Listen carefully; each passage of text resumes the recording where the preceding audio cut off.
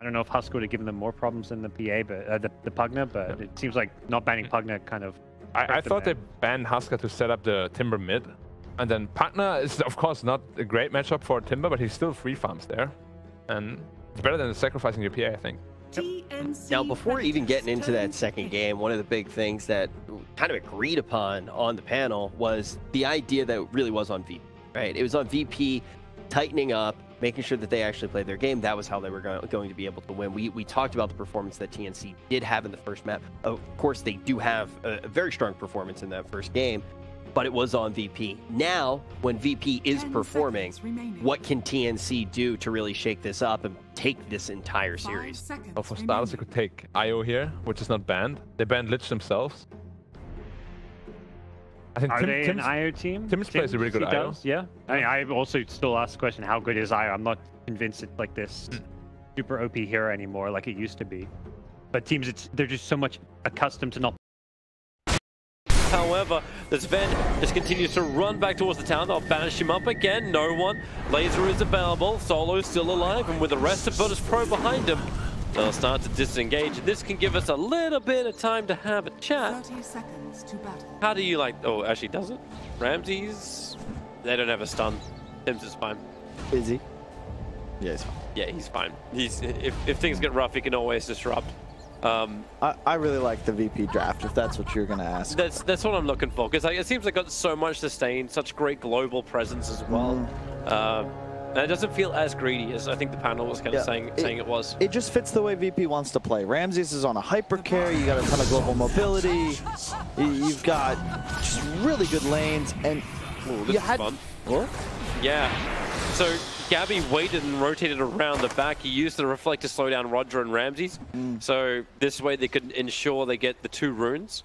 At the same time, Riot got both the runes on the offlane. So TNC will claim all 4 runes at the start of the game.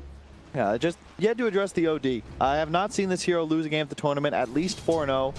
And Tinker is a counter. You need the BKB and a Shiva's now on RML if you really want to find this Tinker and kill him. You can still snowball and certainly win the game, but it just feels like VP, if they get ahead, that lead is just going to grow exponentially, and it'll be a very quick game. They're already lane switching, so even though you get all 4 runes, Sven's going to find out the fact that Rior is only now just making his way up towards the top lane. Tim's was soaking up the bottom lane farm. And they can do this kind of nice, easy combination, like disrupt into Shadow Wave, harassment damage, but it's against an Underlord. Yeah. And now even Sven's going to arrive. Stormbolt, bring down the Hellfire. Tim's got hit at least once by the Underlord. The Underlord loves laning against Terrorblade, though. You have 50 damage on the TB trying to last hit. Pasha sitting at 72 with just 1 stack of the Atrophy Aura. The TNC willingly put this lane in. Like they moved Gabby down. They wanted to walk him in for this. Well, and then on bottom lane, Pasha, they're going to keep on harassing into the tree line. That's the reason why Solo is here to lend aid. It's just an impossible lane for Magnus. If you just can't tri-lane a Magnus, right? You want to give Gabby a game, so yeah, it's tough. An Underlord doesn't mind this, but at least you ensure your Terrorblade's going to have some nice farm. Top lane, though, I just fear for Rior. I don't want to see him have a repeat of that last game where he just was a complete non-factor after getting crushed in the laning phase. But at least as a mag, you can pull creeps a lot easier than a no-boots Batrider. Roger's still going to try and make him work for it. Try and make him burn the salve if possible. Meanwhile, Ramsey can just drag the Dire Creep Wave over. They did use a Sentry Ward to block the pull, so it's not easy for the Radiant side just to get more. Bottom lane, Stormbolt's around. Pasha still trying to get back underneath the tower, or hide inside the fog of war, but it's just not possible for him. The Underlord will fall. Solo, 1 Stormbolt's all he can really lend to help out his teammate. Bear in mind, the change to the Soul Catcher on Shadow Demon no longer increases the damage taken, but it does immediately deal damage equal to percentage of your current health. That's very effective against somebody like an Underlord. Especially if you want to try and buff that up, right?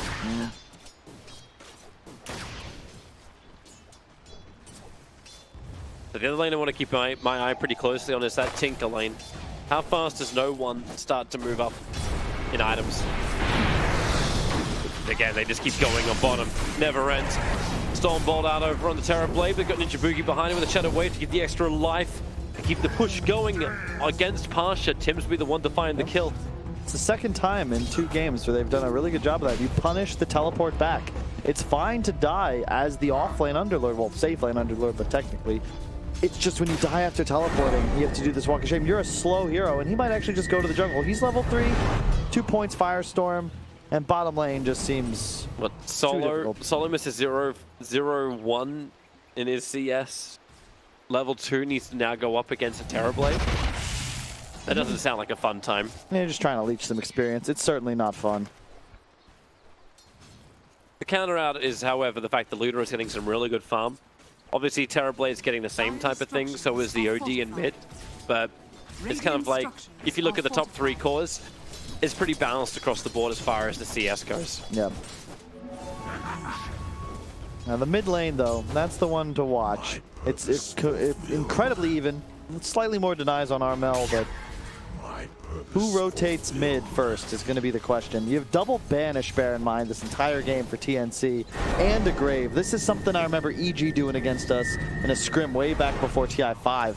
You have this so much save, double banish and Grave. Like, in a team fight, you can theoretically crazy outplay VP.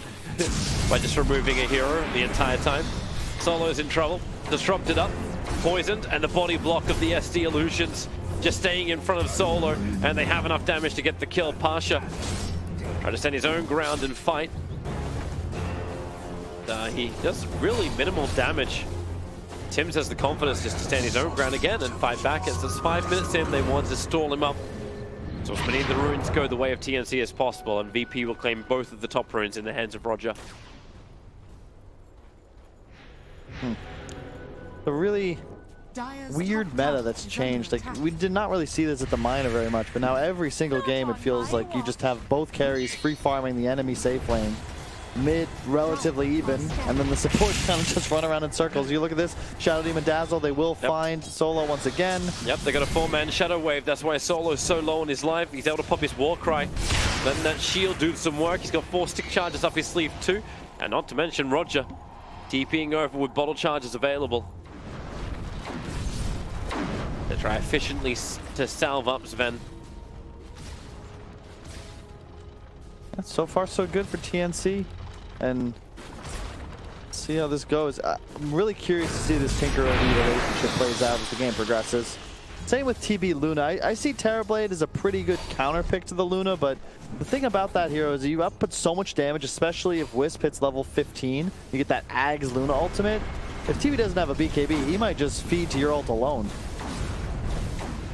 Boogie's trying to look for that nice poison touch area, and they're going to find it anyway if ST moves over. A disruption not even required.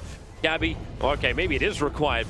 They should have had enough damage to easily kill a Pasha. Now they'll have to dive underneath the tier 1 tower to find the Underlord. As Ninja Boogie tanks that tower, gets the poison touch off mid lane. No one gets the solo kill onto Armel, and Pasha looking for a rebuttal onto Ninja Boogie. The Hellfire will not be enough to get the kill. What a solo kill mid from Noah. Where are you going? Going very, very deep. Catcher is out. They'll turn on the Reflect. Solo looking for a fight of his own. 7 stick charges available. This will give him the Stormbolts. Now combo with Ramses. One more Lucid Beam and Gabby will fall. And that's exactly what happens. Solo gets the last hit in. Really good TP there from the Luna. Ramses just getting effective. Not only does he get that kill, but also a tower deny, assuming he's able to last hit this properly. He wasn't. I jinxed him. He attacked, the catapult attacked, and that was all I had to say about that. Yeah. I feel like a slower game will favor the side of VP. However, you do have a timing on the side of TNC. If you get, you know, BKB on the Terrorblade after his Manta, something like that, you can just win a fight and just go high ground because he's going to output so much damage. It's a really tough game to read. It's kind of hard to go high ground against this, though. Like, yeah, you can always just leave Luna on the front lines who can be sustained by the eye, but it's the mass march of the machines. It's the missed chances that will come in from laser. It's just that never-ending Tinker spam that's very problematic. I suppose they got some decent sustain, but Tims is not one of those players who has sustain. Roger and Ramses combined together to kill him underneath his own tier 1 tower. Sustain comes from heroes like Dazzle. No one just farming the jungle, trying to stay efficient. Got a really lucky camp. Only Tinker can really only farm the magic, not resistant creeps. Solo, he's just walking into the middle of Armel, the Gabby, and Ninja Boogie. They didn't have all the vision in the world to know this, but most of the heroes walked past that mid tower. Solo gets the war cry off as no one arrives for defense duty. And they got the glyph up as well. And this is the downside of playing into a Tinker as a Terror Blade. It is incredibly difficult to push in. As you said, no one just spams out a couple marches. All of a sudden the creep wave's dead. And the meta is now going to have to be used for farming. Definitely not what Gabby wants. He wants to be taking towers with this. Yeah. This is like the new Dota too. Like up top, you just have Mag versus Underlord constantly shoving waves into each other. It's like every team drafts and plays around this concept of heavy pressure, and sometimes you just get stalemates in what feels like every lane. And that's what we have here. It's just lanes being shoved. Yep. You just wait to see just how much of a reply any team wants to do. We saw it earlier today with eHome just TPing in all 5 heroes. It's like, no, you're not going to take our towers. They're going to play very much like Wings did. But for now, it's a little bit more of a different story. VP are going to smoke up. They smoked up on top of the Dire Observer ward, so they should be aware of that. That's actually a very odd scan position. It's over on the Radiant side of the river, where Tims is now walking out to. So they must be looking for the bounty runes. And Tims, well, Spirit's going to be able to connect onto him, so he'll die. VP not getting the fight they were looking for, but they'll still claim both bottom bounty runes. No one does finish up his bots. 3 gold away. He's going to do the walk back to base, and then he'll be free to port out anywhere he wants. And this is where the VP lineup starts to accelerate. And if you're the side of TNC, you got to think about towers, and you got to think about what timing are you looking to win this game? Because right now, VP is going to be very content just shoving lanes and farming in all directions. Like, yep. There's nothing you can do if you're TNC unless you're able to find some kills first. Especially because you got this now. With the BTs up from Tinker, it's too easy just to relocate in and have this global presence across the map for Virtus Pro. Ramses doesn't have any kind of points up in the Eclipse, so he's got to do this the old-fashioned way, but that's why we've got Tinker rockets flying long and far. And we didn't even comment on that. Wisp will die in the bottom lane, but check out Luna's... Wait, Willie? Tethered down, begins his TP, and there will be a banishment. Tinker started his TP in, faking the RP out from the Magnus. And Io, this time around, nothing to tether over to, and he will not survive. Check out the Luna skill build up top as he's pushing. A 1-3-4 build. Yep. And remember, that gives bonus primary attributes now, and he's playing on a team with 3 strength heroes.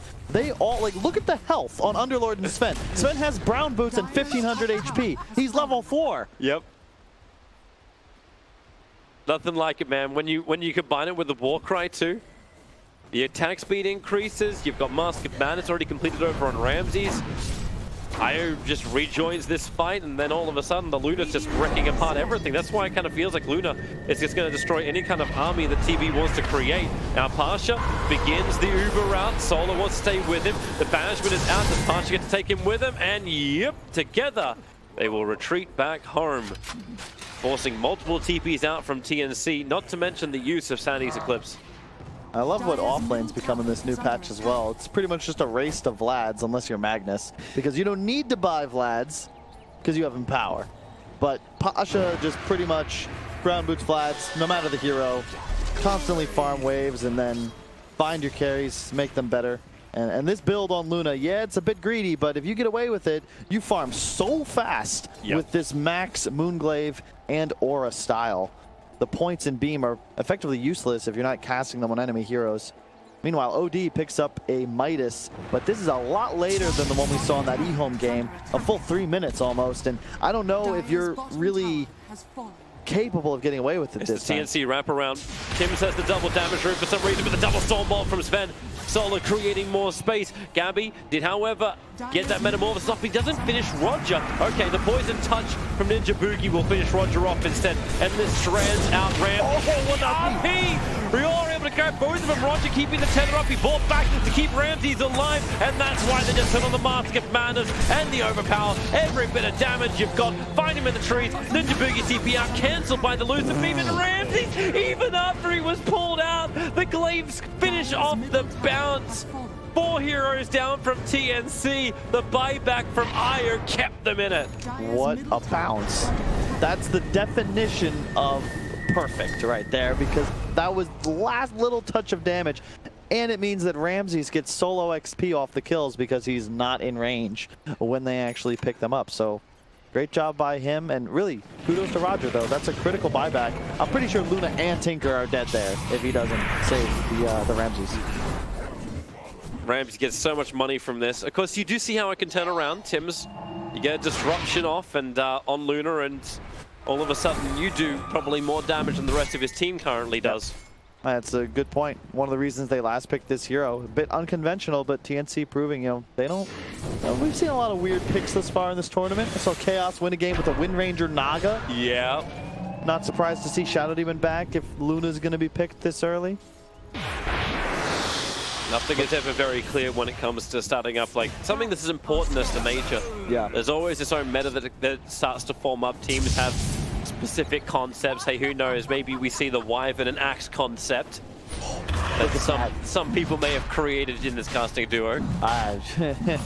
So that was... It ain't me. They baited the scan. VP saw that TNC scanned and waited with that smoke play, counted to 15, and then immediately they're into the pit. They're doing this pretty quickly. TNC unable to push the other lanes in fast enough. Middle, bottom, top, everything's going in along like pretty fast. And Solo still able to claim both of the bounty runes from top. So Virtus Pro loses out on nothing. They get the Aegis Immortal into the hands of the Luna, who's looking for her own fight. OD's going to show herself. Roger, does he want to get involved in this? What's coming in the courier? You've got the drums now completed for Armel. But it's just not an item that's going to change the status quo here. I'm a bit concerned for TNC. That's a really great Tinker Ward though.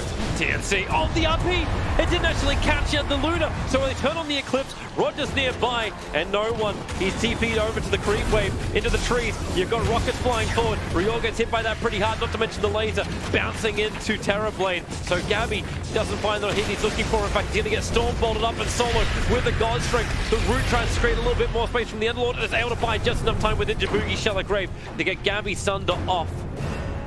I think Solo is totally done with this. At least I don't want to be done with this. But they may have to with Io dead.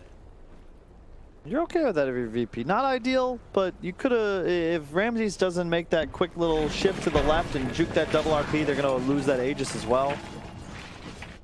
No one up with the Blink Dagger now. Aether Lens next, and you're well positioned as VP to just clear out this tier 2.